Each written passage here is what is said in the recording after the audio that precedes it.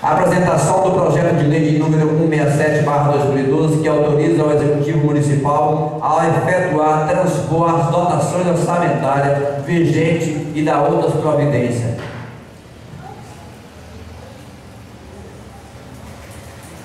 Como não foi até agora me entregue nenhum parecer das comissões, seria a Comissão de Legislação e Justiça em redação final e Finanças e Orçamento.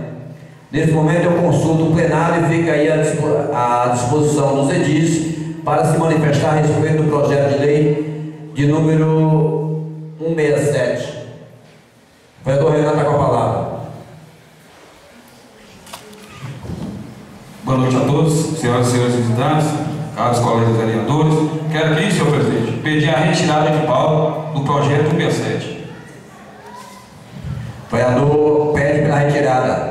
Mais algum vereador quer se manifestar a respeito do projeto 167, que trata sobre a dotação orçamentária, remanejar, transpor recursos do município?